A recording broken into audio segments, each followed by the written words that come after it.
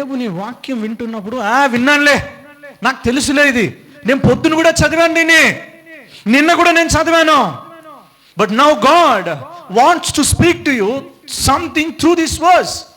ఈ వాక్యము ద్వారా నువ్వు పొద్దున చదివినా, ఇప్పుడు చదివినా, ఇంకొకసారి చదివినా, when you come to his presence, ఆయన సన్నిధికి వచ్చినప్పుడు దేవుడు ఆ వాక్యము ద్వారా నీతో మాట్లాడాలి.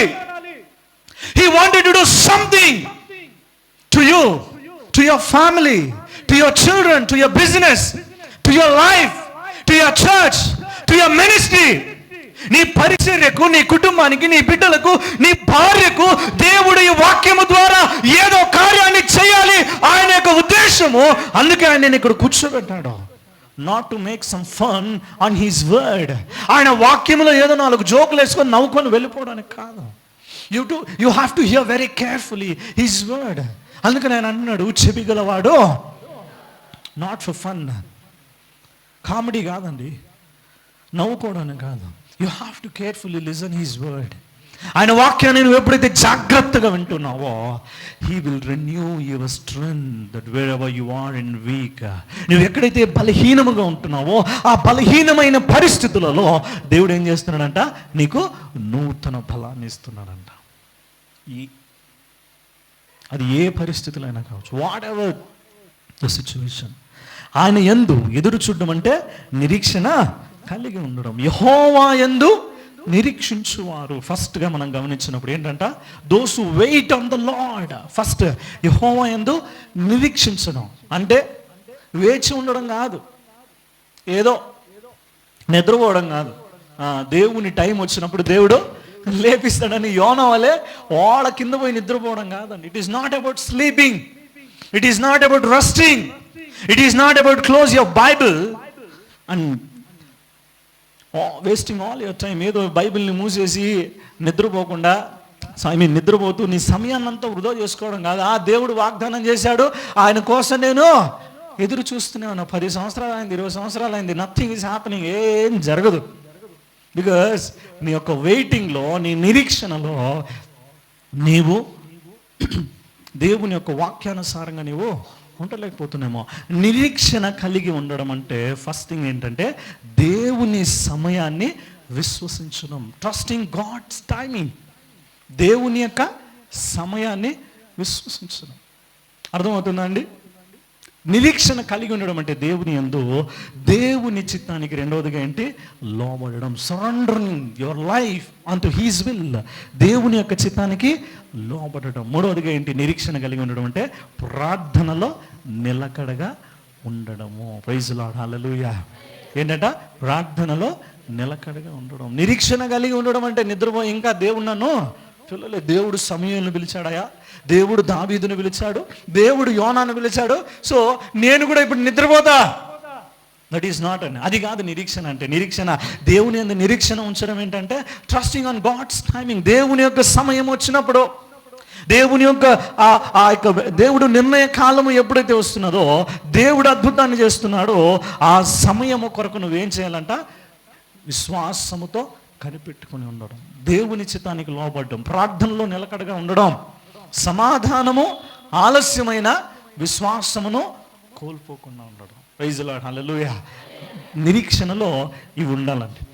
నేను ఎంతసేపు నేను ఇంట్రడక్షన్ ఎందుకు అంత టైం అవుతుందంటే, అది జనంగమా మీరు దాన్ని అర్థం చేసుకోవాలి. నేను చెప్తాను కదా, చెవి గలవాడు వినును గా. మనం అందరమును కూడా దేవుని వాక్యాన్నే వింటూ ఉన్నాం. నేను నిరీక్షణ కలిగి ఉంటున్నాను. నీ నిరీక్షణలో నీవు ప్రార్థనలో నిలకడగా ఉన్నావా? దేవుని చిత్తానికి లోబడుతున్నావా? దేవుని సమయము కొరకు అనగా నీవు అనుకున్నది నీ సమయంలో, నీ టైంలో, నీవు అనుకున్న రోజున జరగకపోయినా, అనుకున్న మాసమున జరగకపోయినా, అనుకున్న సంవత్సరమున జరగకపోయినా, still I'm waiting on the lord. నేను ఇంకను దేవుని కొరకు కనిపెట్టుకుని ఉన్నాను అని చెప్పగలిగిన వారు నిజమైన నిరీక్షణ కలిగి ఉన్నారు. ఉదాహరణకు అబ్రహాం ఉన్నాడు, యోసేపు ఉన్నాడు, దావీదు ఉన్నాడు. దేవుడు అబ్రహాముతో మాట్లాడి వాగ్దానం చేస్తే 25 years వాగ్దానము నెరవేర్చబడడానికి ఏం చేయాల్సి వచ్చింది? నిరీక్షణ కలిగి ఉండవలసి వచ్చింది. ఎన్ని సంవత్సరాలంట? 25 సంవత్సరాలు. యోసేపు జీవితంలో ఎత్తుకొని పోయి దేవుడు ఒక వేకువజామున ఒక దర్శనాన్ని చూపించాడు. ఇదిగో all your brothers are going to surrender on to you. ఇదిగో నీ అన్నలందరూ కూడా, వీడు చిన్నోడు కదా, వాళ్ళు వచ్చి నీకేం చేస్తారంట, నమస్కారం. మనోడు వెళ్ళి ఈ స్టోరీ చెప్తే వాళ్ళందరూ ఏం చేశారంటే ఆయన మీద కక్ష కట్టారండి. ఎత్తుకొని పోయి ఎక్కడ పడేశారు? గట్టికి సమాధానం చెప్పాలి. గొంతులో పడేశారు. ఎక్కడ పడేశారు? గొంతులో.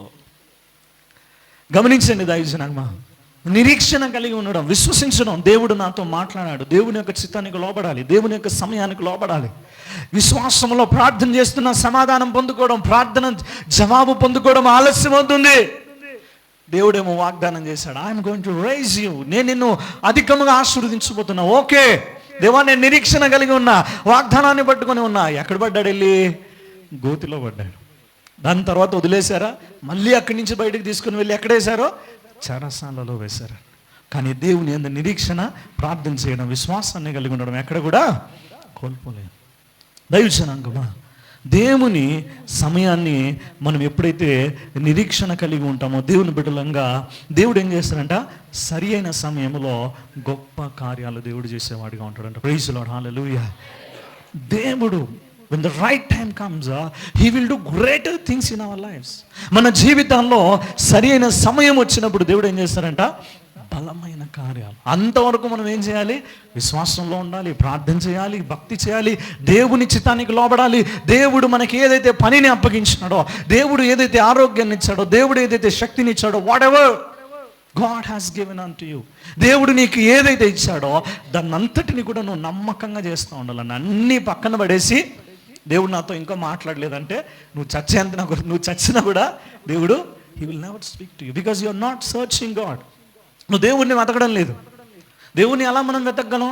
ఆయన వాక్యాన్ని చదవడం ద్వారా, వాక్యాన్ని ధ్యానం చేయడం ద్వారా, అర్థం చేసుకోవడం ద్వారా, ఆయన సన్నిధిలో ప్రార్థన చేయడం ద్వారా, ఆయన యొక్క చిత్తానికి లోబడడం ద్వారా. ఎప్పుడైతే నిరీక్షణ కలిగి మనం దేవుని కొరకు ఎదురు చూస్తున్నామో, దేవుని యొక్క అద్భుతమైన కార్యాలు మనము చూసేవారిగా ఉంటాం.